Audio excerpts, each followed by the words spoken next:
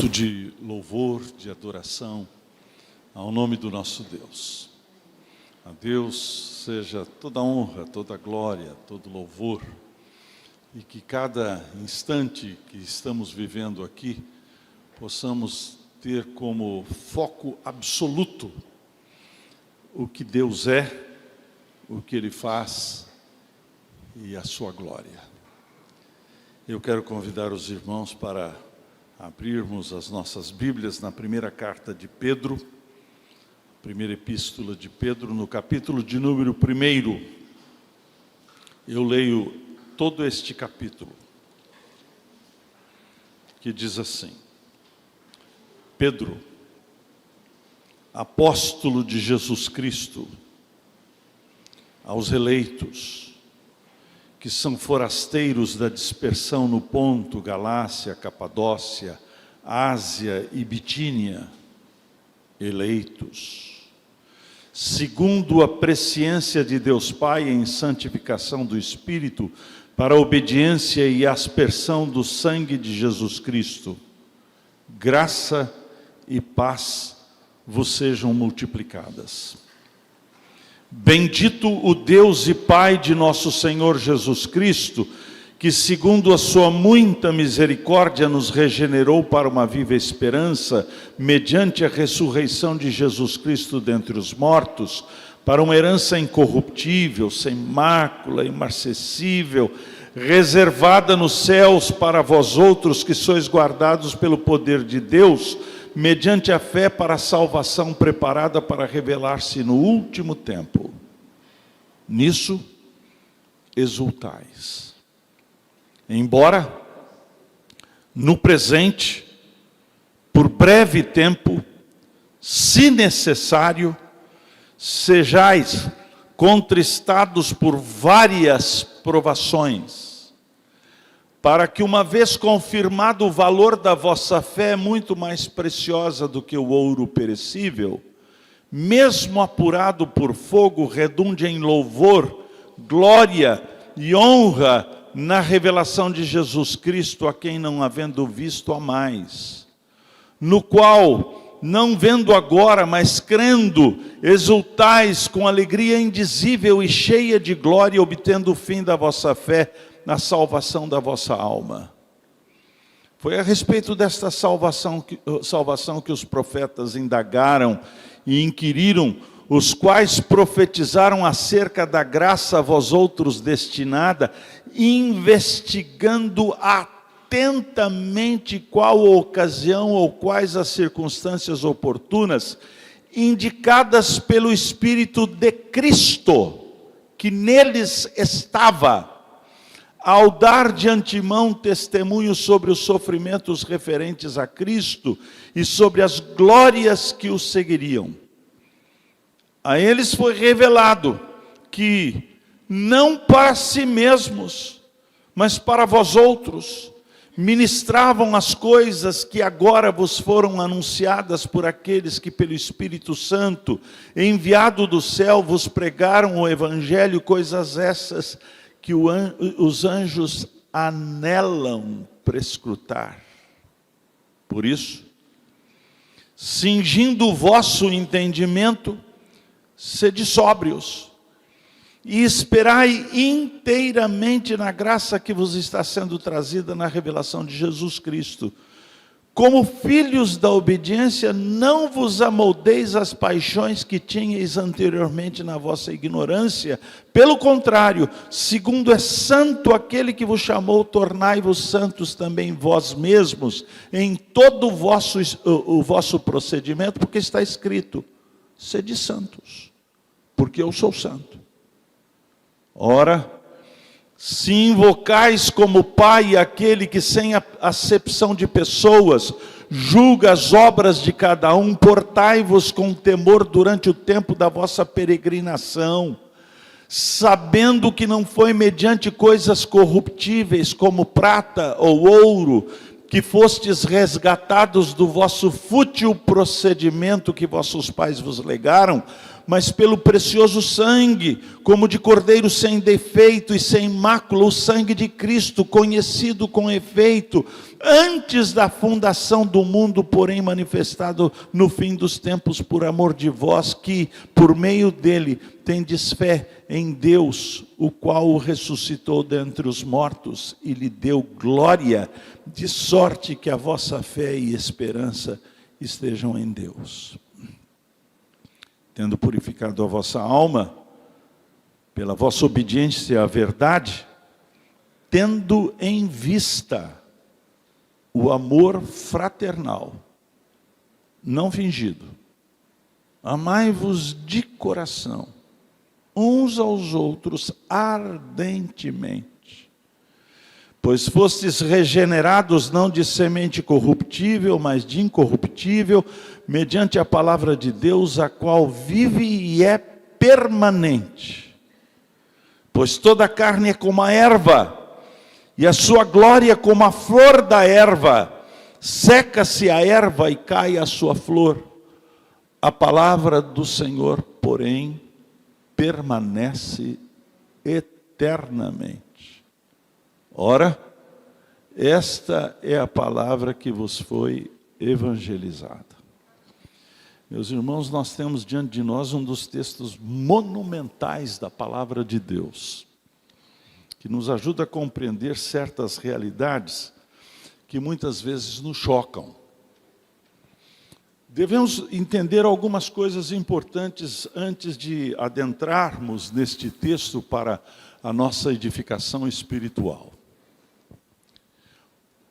Não há nas Escrituras absolutamente nenhuma contradição. Deus não pode se contradizer. O budismo apresenta aquilo que eles chamam de divindade como uma mão que aplaude. Impossível.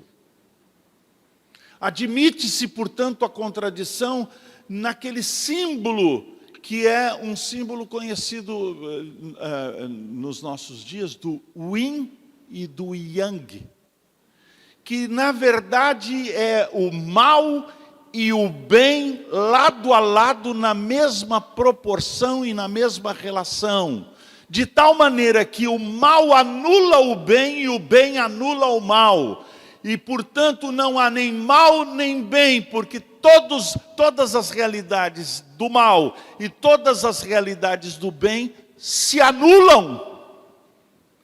Impossível. Preste bem atenção. Deus não pode tudo, porque Deus é consistente. Deus não pode mentir. Deus não pode se contradizer.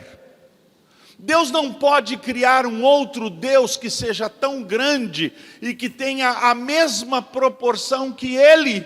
Impossível, porque Deus efetivamente não pode se contradizer. Mas nós encontramos nas Escrituras, meus irmãos, algumas coisas que parecem contraditórias. Nós encontramos nas Escrituras paradoxos. Mas o paradoxo não pode ser absoluto.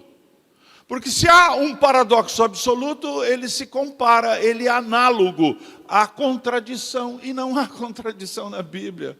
O que nós temos, na verdade, são fraseologias que parecem contraditórias, mas elas são meros paradoxos. Por exemplo, quando o apóstolo Paulo diz assim: quando eu sou fraco, aí é que eu sou forte. Mas você pode dizer a mesma coisa sem ser paradoxal. É simplesmente arranjar a frase de tal maneira que esta frase não seja, então, contraditória. Você pode dizer assim: quando eu sou fraco, eu sou mais dependente de Deus. E quando eu sou mais dependente de Deus, eu sou forte. Você percebeu que eu disse a mesma coisa, sem ser paradoxal, porque um paradoxo absoluto é uma contradição, e nós não encontramos contradições nas Escrituras. Agora, meus irmãos, prestem bem atenção. Os escritores, tanto do Antigo Testamento quanto do Novo Testamento, não se avexam em apresentar realidades que não se fundem. Elas são mantidas em tensão. Várias e várias vezes nós encontramos estas tensões nas Escrituras. A gente tem uma certa dificuldade porque a gente não gosta de tensão. A gente sempre quer harmonizar as coisas. Por exemplo, quando Jesus orou e disse: graças te dou, ó Pai, porque ocultastes estas coisas aos sábios e entendidos. Sim, ó Pai, porque assim foi do teu agrado. Ninguém conhece o Pai senão o Filho, e aquele a quem o Filho o quiser revelar. E logo a seguir, infelizmente tem um subtítulo que não está no texto original, logo a seguir vem a declaração: vinde a mim, todos vós que estáis cansados e sobrecarregados, e eu vos aliviarei.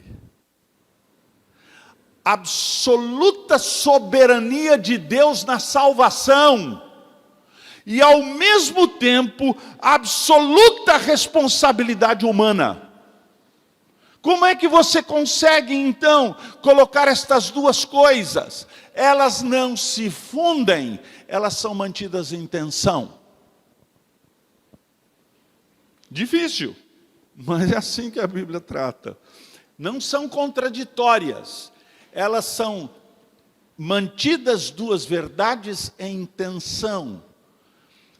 Você se lembra quando o apóstolo Pedro está pregando no dia do Pentecostes?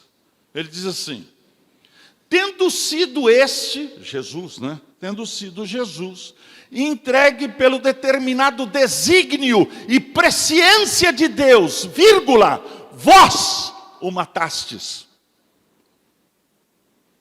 Você consegue colocar essas duas coisas em harmonia? Não consegue. Porque Deus é soberano, na verdade, irmãos queridos, na sua obra, até mesmo na obra redentora, porque não foi propriamente os homens que levaram o Senhor Jesus à cruz, mas ao mesmo tempo, os homens são responsáveis. Vós o matastes. Terceira coisa, você encontra nas Escrituras, portanto, paradoxos, você encontra nas Escrituras antinomias, ou leis que são contraditórias e não se fundem, elas são mantidas em tensão. Terceira coisa, mistérios. Mistérios. A palavra mistério aparece 28 vezes na Bíblia. O apóstolo Paulo usa esta palavra, se refere a mistérios por 22 vezes. Todas as vezes que se refere a mistérios, é aquilo que nós sabemos, mas não sabemos. É engraçado, não é não? Porque, na verdade, meus irmãos, nós estamos envoltos de mistérios. Coisas que a gente sabe, mas não sabe. Por exemplo, os físicos até hoje não conseguiram definir aquilo que é a natureza essencial da luz. Não conseguiram propriamente filosofar, argumentar, trazerem argumentos propriamente aquilo que é luz. Mas, afinal de contas, você precisa filosofar a respeito da luz? Quando você chega num quarto escuro, o que você faz? Acende a luz.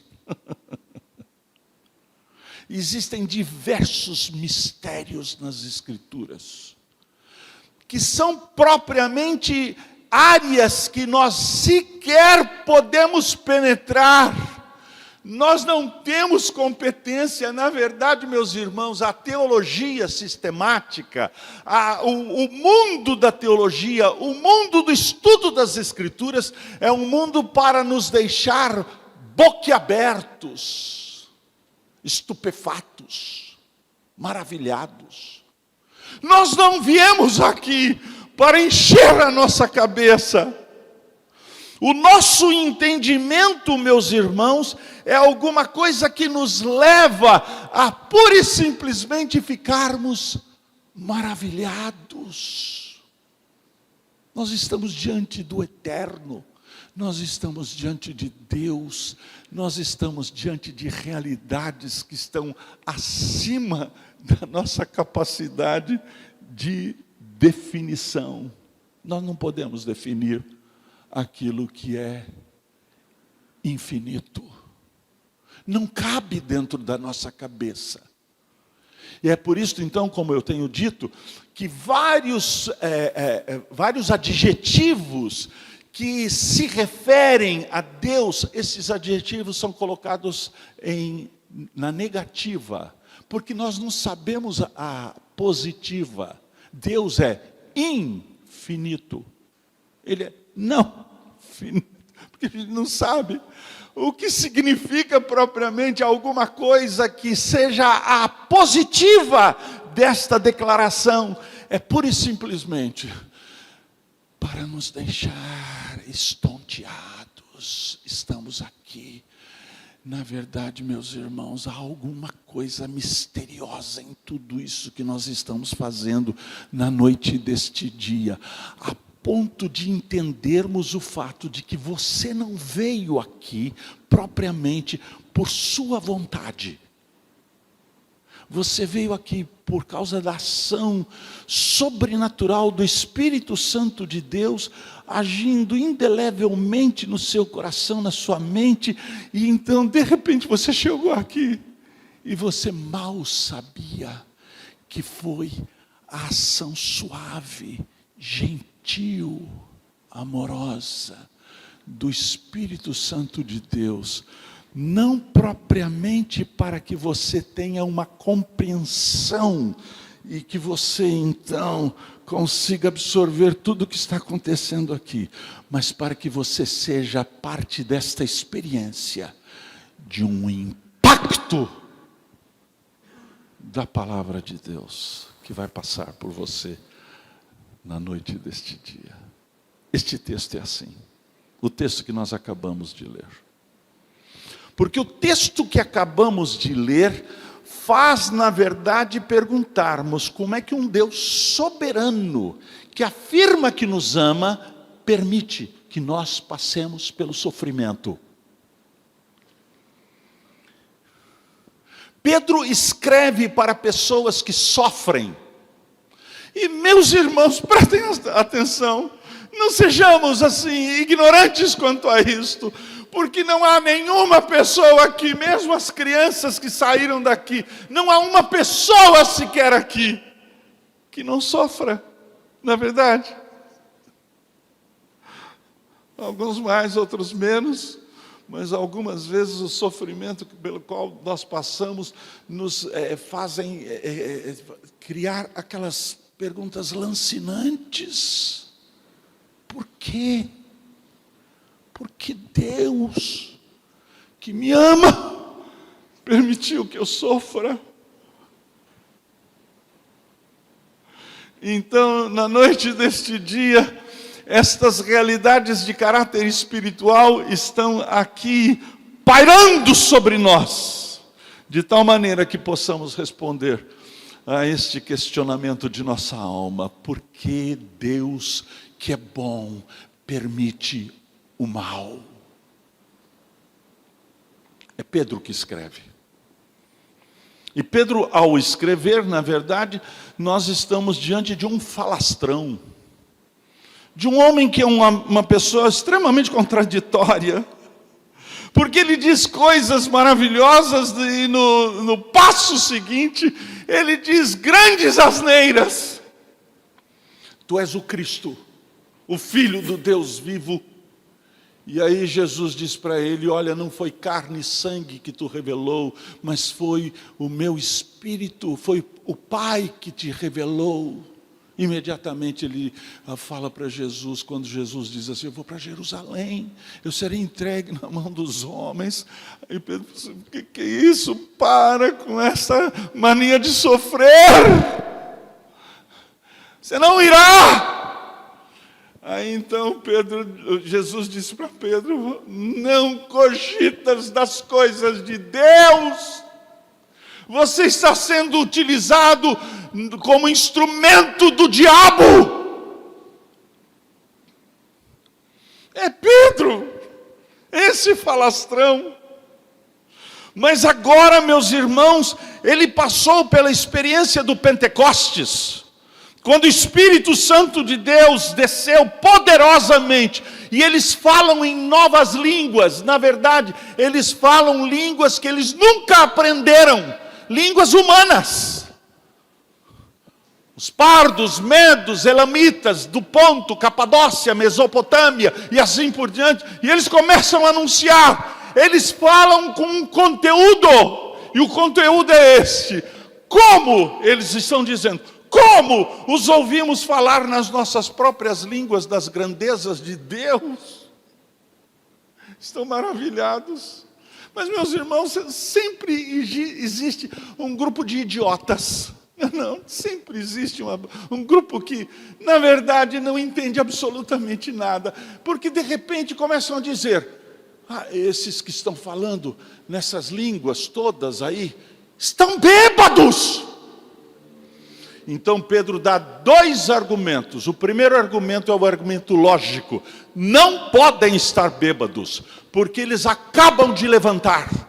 Não tem condições de beberem o bastante em tão pouco tempo e ficarem então grogues.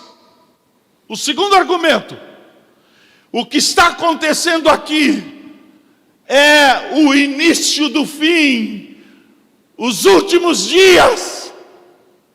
Então ele cita o profeta Joel, e ao citar o profeta Joel, ele fala exatamente que a profecia de Joel está se cumprindo ali, no dia do Pentecostes. E ele cita então o profeta Davi, e então prega o seu sermão, um sermão maravilhoso. Na verdade, meus irmãos, um sermão cheio de simplicidade. Mas Deus usa aquele sermão de uma forma sobrenatural. E milhares de pessoas perguntam: que faremos nós? Se Jesus se tornou Senhor, que faremos nós? Aí então Pedro responde: simples, não é não? Arrependei-vos e crede no Evangelho. E milhares de pessoas se converteram. É Pedro que escreve este capítulo que nós acabamos de ler. E ele escreve para pessoas que sofrem. Na verdade, pessoas que sofrem são pessoas que costumeiramente perdem a sua identidade. Porque quem sou eu? E ao perderem a identidade, meus irmãos, vivem como baratas tontas pela vida fora, sem saber.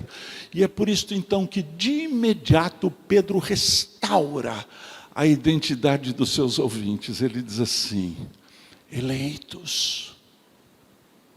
E como se não bastasse uma vez, ele repete: eleitos segundo a presciência de Deus. E na parte introdutória, no prefácio, ele coloca então as pessoas da Trindade, Pai, Filho e Espírito Santo, num concerto eterno da Trindade, algo pura e simplesmente misterioso, porque Deus decidiu eleger os não elegíveis. Tudo para a glória de Deus.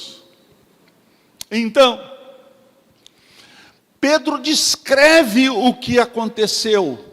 E ao descrever o que aconteceu, ele diz exatamente coisas que aconteceram, que se deram no passado e que afetam o futuro. Ele afirma o seguinte, que no passado foi comprada uma salvação, uma herança nos céus, e ele usa palavras que são palavras retumbantes, inacessível, reservada nos céus para vós outros. Então, dois tempos aqui, como você pode observar na leitura que nós fizemos. O tempo é o passado e o futuro. O problema é o presente. O presente é barra. O presente é difícil de encarar. Então, falando a respeito do que aconteceu no passado e que tem repercussões para o futuro, nossa herança está garantida. Nossa herança está garantida, meus irmãos, reservada nos céus para vós outros. Nós somos eleitos. Há alguma coisa de sobrenatural que aconteceu e que Deus realizou em nosso favor. Aí ele diz assim, nisso exultais. Preste bem atenção, não é alegria, é mais que alegria. A gente precisa beliscar a gente assim, sou eu mesmo, isso é para mim. Então preste bem atenção, não é alegria, é mais que alegria, é exultação. Nisso exultais. De repente, aquelas palavrinhas que nos constrangem, aquelas palavrinhas, na verdade, que apresentam o outro lado da moeda, e a gente tem uma dificuldade para virar do outro lado da moeda. Ele diz assim, nisso exultais, embora... Você viu que palavrinha? Essa palavrinha é dura. Mas, porém, todavia, não obstante, sejais contristados. Preste bem atenção. Não é tristeza, é contristamento, é tristeza que aperta, que sufoca, gente que precisa chorar, rios de lágrimas, como muitas vezes tem acontecido conosco, embora sejais contristados por várias provações. Preste bem atenção. Porque aqui há alguma coisa que nós precisamos entender. Porque algumas pessoas imaginam que nós somos provados para sermos aprovados. O Espiritismo diz isso. O catolicismo romano diz isto. Todas as religiões, praticamente todas as religiões, até mesmo o cristianismo falso diz isso, que Deus prova você e para que você seja aprovado. Não, você já está reprovado. Deus não prova você para você ser aprovado. É outra coisa. Então Pedro nos leva ao mundo da metalurgia, de tal maneira que ao sermos provados é como o ourives que coloca no cadinho o ouro, para que o ouro seja então não propriamente provado para ser aprovado, mas para ser depurado. É assim, olha, preste bem atenção, Deus é o ourives por excelência. Ele está construindo, edificando a coroa do Redentor, que somos nós. São figuras, meus irmãos, de linguagem para que a gente possa entender a glória que está reservada para nós outros. Realidades de caráter espiritual que nós não sabemos explicar muito bem. É por isso que as Escrituras nos dizem que Deus está nos ataviando adornando, embelezando, purificando, de tal maneira que nós sejamos apresentados ao noivo por excelência, como noiva gloriosa, sem mácula, porém santa e sem defeito. Meus irmãos, nós estamos aqui na noite deste dia para sermos moldados por Deus, Aqui é um salão de beleza. Eu não gosto de salão de beleza. Eu já fui ficar com a minha esposa lá. Mas é uma tortura chinesa, né? É um negócio assim, aquela coisa na cabeça e tal. Eu disse para a Érica, a minha amada do meu coração, eu disse para ela assim: Érica, não vou mais. Sabe o que eu faço? Eu fico esperando lá de fora. Quando ela sai, uau! Linda! Hoje eu estava conversando com ela, que saudades daquela mulher, linda. É assim que Deus está fazendo conosco. Ele está nos purificando.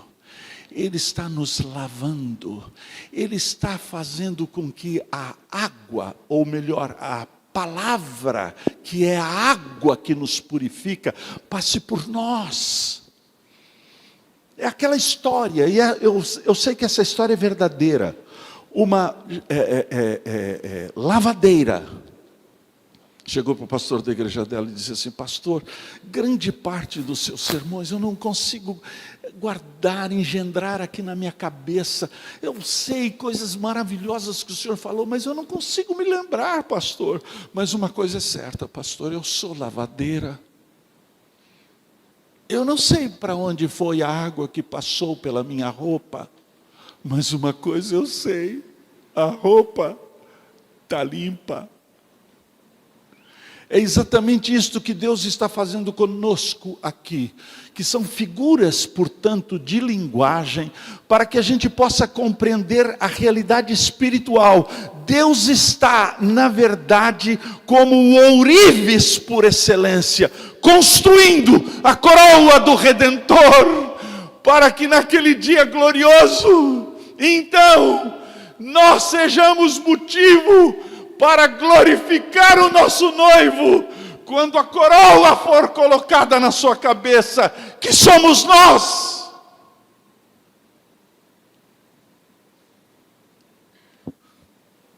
Irmãos, prestem bem atenção. Eu tenho pedido a Deus várias vezes: ó Deus, abaixa a temperatura. Mas quando eu peço abaixa a temperatura, sabe o que Deus faz? Ele aumenta a temperatura. Porque Ele é o ourives, Ele é o mestre da ourivesaria. Ele sabe o grau da fusão. A gente muitas vezes ora e pede: ó Deus, me ajuda, me liberta, tira de mim esse sufoco, me torna livre. Mas ao invés disso acontecer, não sei se você percebe, quando vem a aprovação, quando vem, na verdade, a hora difícil, o sufoco da vida, apertados, a gente chora e não tem, na verdade, consolo. E ao pedirmos a Deus: ó Deus, nos liberta, Deus manda mais fogo. Não! Ah, que Deus maravilhoso é este, porque Ele está construindo com ouro que somos nós, a coroa do Redentor. E aí então, este plano bendito não é um plano de última hora, porque o apóstolo Pedro diz que os profetas indagaram, inquiriram, quiseram conhecer este plano, que não era para eles propriamente, Mas é para nós que estamos aqui. Nós somos o alvo deste plano. Indagaram e inquiriram. E preste bem atenção. Quem estava lá? No Antigo Testamento. No período em que a igreja estava também sendo edificada. Estava lá o Espírito de Cristo que neles estava. Você percebeu? Isso não é alguma coisa como um plano secundário, um segundo plano. Este é o plano original desde toda a eternidade. Indagaram, inquiriram. Na verdade, meus irmãos, o que tudo aconteceu no Antigo Testamento é alguma coisa que nos chama atenção, porque indicavam, eram símbolos, sinais que apontavam para uma realidade fora deles. Irmãos queridos, preste bem atenção. Naqueles dias, por exemplo, nos dias de Salomão, quando ele edificou, quando ele consagrou o templo que ele construiu, ele mandou imolar milhares de cordeiros, milhares de touros. Os sacerdotes ficaram empapados em sangue, pisaram em lama de sangue. Mas as Escrituras nos dizem lá na carta aos Hebreus que nenhuma gota daquele sangue perdoou pecados.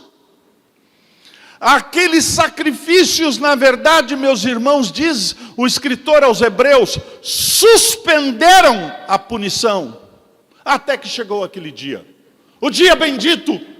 E quando chegou o dia bendito, os pecados de Abraão, de Isaque, de Jacó, de Davi, de Salomão, foram perdoados.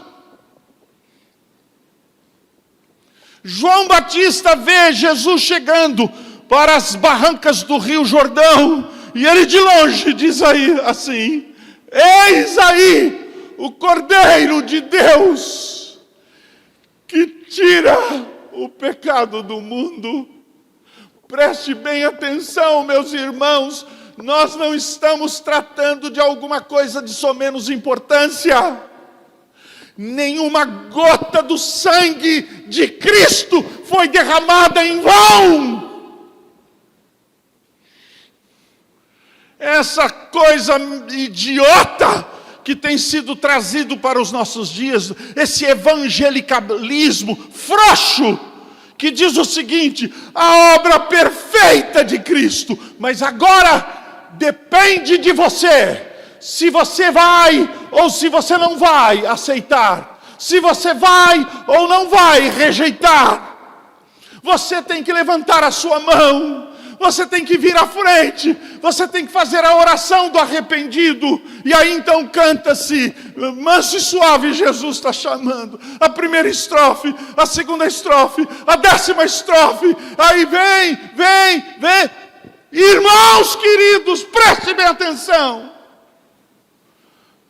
Nenhuma gota do sangue de Cristo foi derramada em vão. Preste bem atenção, irmãos, irmãs queridas. Todos aqueles por quem Cristo morreu, a morte de Cristo não tornou possível a salvação. A morte de Cristo tornou certa a salvação. O escritor aos Hebreus, Isaías, o escritor do Antigo Testamento, diz: ele viu o penoso trabalho de sua alma e ficou satisfeito. Essa é uma obra sobrenatural. Se porventura esta obra sobrenatural atingiu o seu coração e você foi alcançado de uma forma soberana por este poder insondável, e se na noite deste dia, de repente você entrou aqui e você nunca ouviu falar sobre estas coisas, mas de repente os seus ouvidos ouviram a palavra de Deus, e a Bíblia diz que a fé vem pelo ouvir, e ouvir a palavra de Deus, e estas coisas fazem sentido para você, e você diz lá no seu coração: se não for a Deus, eu estaria perdido. Então, essas realidades de caráter espiritual desceram da sua mente para o seu coração. Então, lá no seu coração, você diz assim: sim, eu quero. E todos aqueles que o receberam, Deus deu-lhes o poder de serem feitos filhos de Deus, a saber, aos que creem no seu nome. Irmãos queridos, nós não estamos brincando de coisas espirituais, de reunião, de igreja. Não. Nós estamos tratando de mistérios. Mistérios que nos alcançam. E de repente, as escamas dos nossos olhos caem. E aí, revelação. Nós vemos. É para mim. É para nós. Nós que estamos aqui. Aí então Pedro diz assim: cingindo o vosso entendimento, esperai inteiramente. Você percebe? O Evangelho produz foco. A gente gosta de parafernália, não? Esses penduricalhos do Evangelho. Mas o Evangelho produz foco. Esperai inteiramente na graça que vos está sendo trazida na revelação do Evangelho.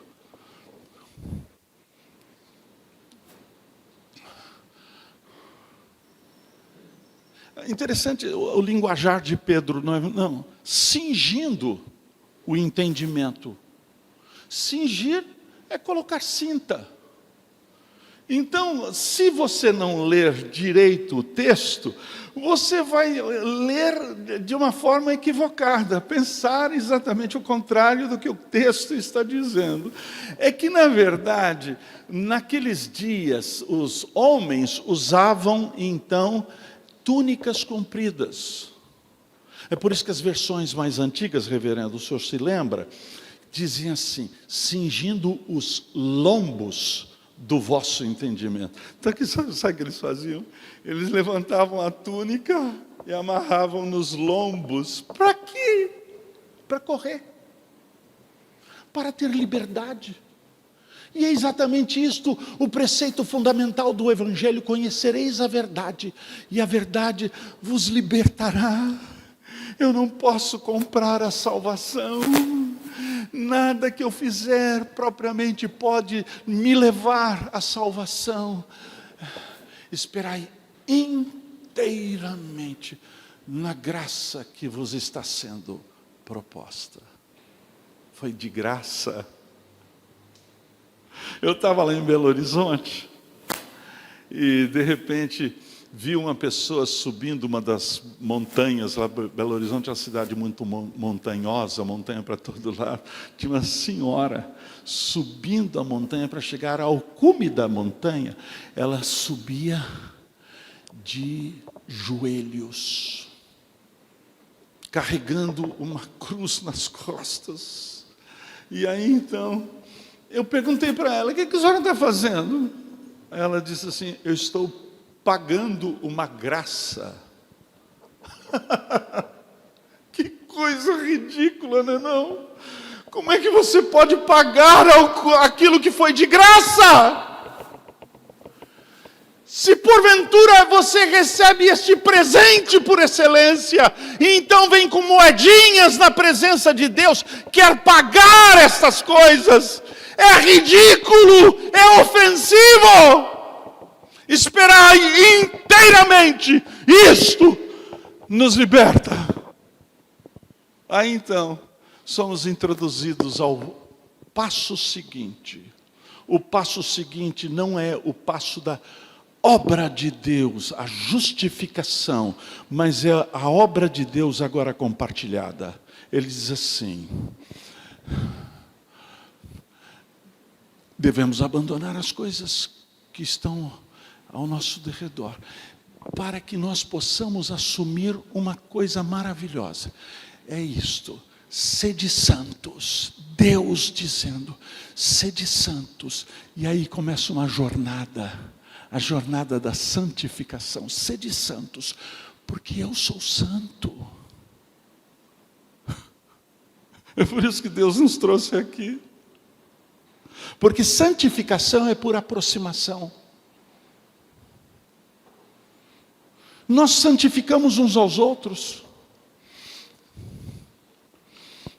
Veio me visitar o pastor Márcio Valadão. Eu tenho várias diferenças teológicas com o pastor Márcio Valadão, mas eu respeito aquele homem. Ele é um homem santo. Ele é. Ele veio me visitar, eu fiquei tão feliz com a visita dele. Eu já tinha visitado a ele no gabinete pastoral dele, mas quando ele chegou no meu gabinete, eu falei assim, nossa. Aí eu pensei comigo mesmo, eu vou marcar a presença do pastor Márcio aqui com alguma coisa. Aí eu fui na minha biblioteca e peguei a obra completa de Calvino, as Institutas de Calvino, 5 volumes. Peguei os 5 volumes e dei para o pastor Márcio. Eu não sei se ele leu, acho que ele deve ter lido. Quase virou presbiteriano. Aí eu fiz uma dedicatória para ele. Eu disse, pastor Márcio, na presença dos santos, nós somos santificados. Quando eu fiz 30 anos de ministério do pastorado na primeira igreja, os adolescentes da igreja me fizeram uma homenagem. Eles fizeram um filme, está no YouTube até hoje. E entrevistaram diversas pessoas, amigos meus, pastores, colegas e tal, e assim por diante. E entrevistaram o pastor Márcio Valadão. Sabe o que ele fez? Ele foi na biblioteca dele e pegou as Institutas de Calvino, e ele leu a dedicatória que eu tinha escrito a ele. Ele leu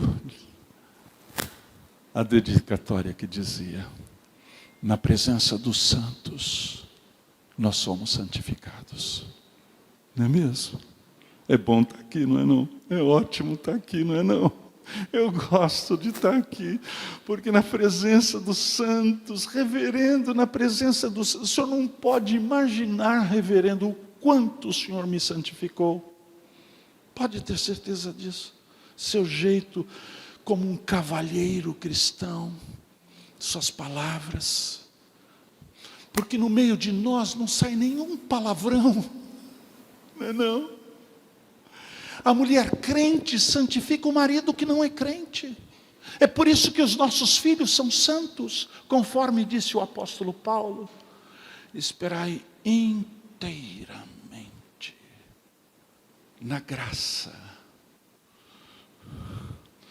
E aí então, santificação. Santificação.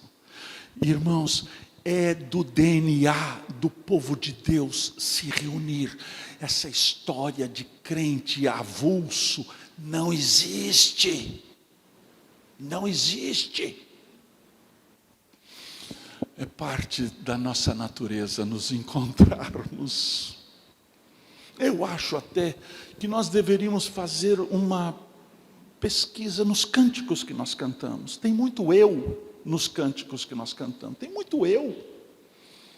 Deveria ser nós, povo de Deus, sacerdócio real, nação santa, povo de propriedade. Porque Deus não salvou você, Ele salvou um povo.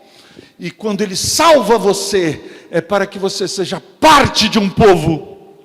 E é exatamente isso que nós precisamos, estarmos juntos uns com os outros, para nós nos santificarmos pelo lavar regenerador da palavra de Deus.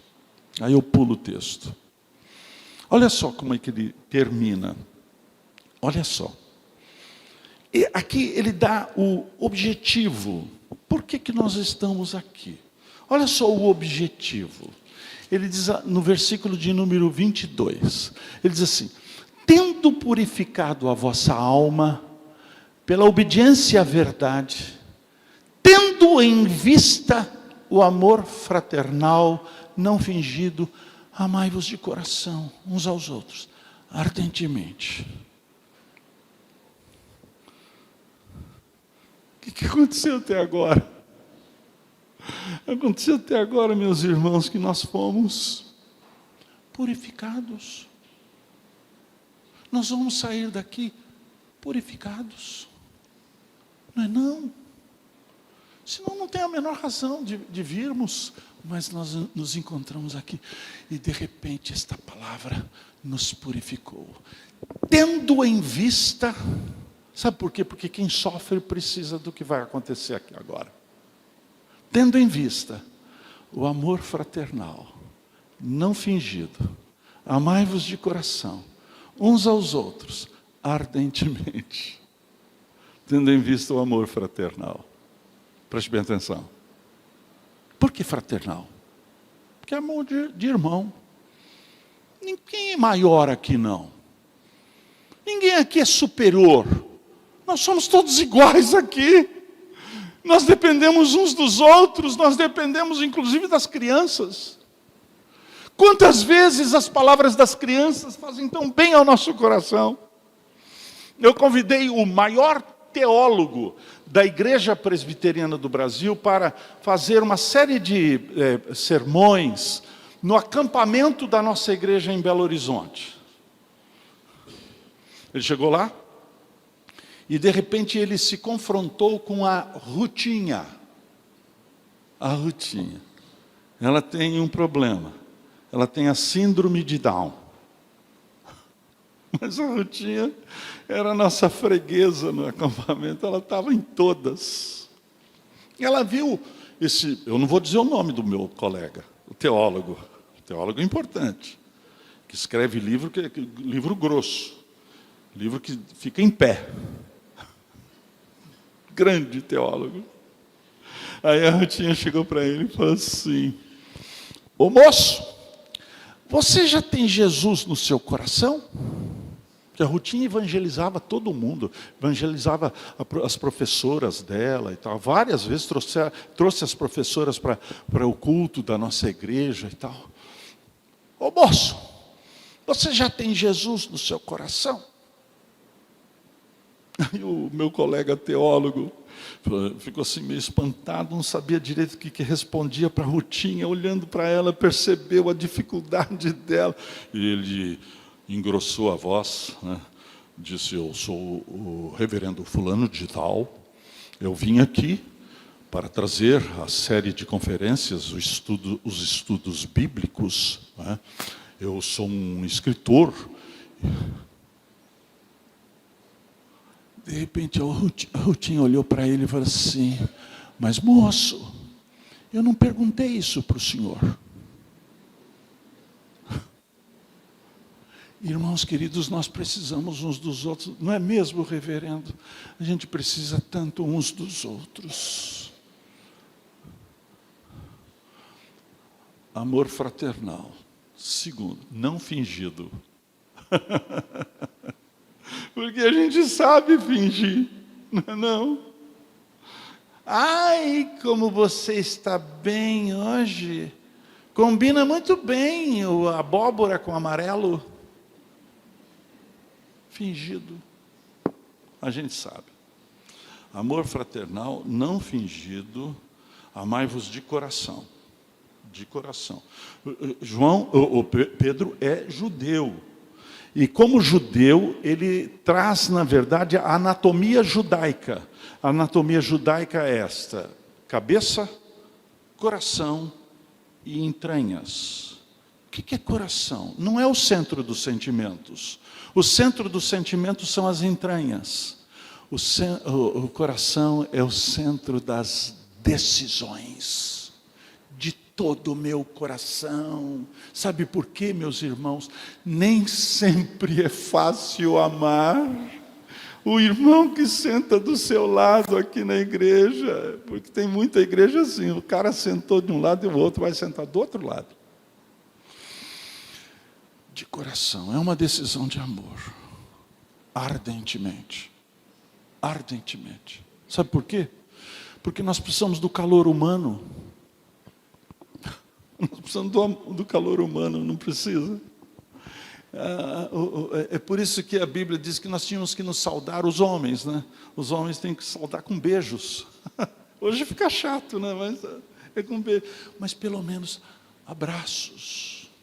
Porque quem sofre precisa de abraços. Quantas vezes eu na porta da igreja, pessoas chegaram para mim e disseram assim: pastor, que sermão maravilhoso. Quando na verdade estava precisando de outra coisa. Pastor, eu estou orando pelo senhor. Eu sei, pastor, das suas lutas, das suas provas. A gente precisa um do outro. Camarada, você me deu um abraço aqui no começo, antes de começar o culto. Você não sabe o bem que você me fez. Porque tudo, irmãos queridos, é erva. Seca-se a erva, cai a sua flor. Não é não? Mas a palavra do Senhor permanece eternamente. E é exatamente isto que aconteceu na noite deste dia. A palavra de Deus, a palavra do Senhor, foi proferida pela boca do seu servo. Eu sei. Eu sei. Foi Calvino que disse que se Deus quiser abençoar uma igreja, Ele vai colocar no púlpito desta igreja um pastor fiel à sua palavra. Mas se Ele quiser amaldiçoar a igreja, Ele vai colocar um pastor que seja um homem que vá entreter a igreja. Mas graças a Deus nós estamos aqui na noite deste dia, na verdade. Aí, reverendo, podem perguntar o seguinte: reverendo Lugero, onde está o Evangelho? Eu vou ler para vocês onde está o Evangelho. Vou voltar aqui, só um segundinho. Olha onde está o Evangelho. Eu leio para vocês a última frase deste capítulo. Ele diz assim: ora, esta é a palavra que vos foi evangelizada. Que Deus nos abençoe.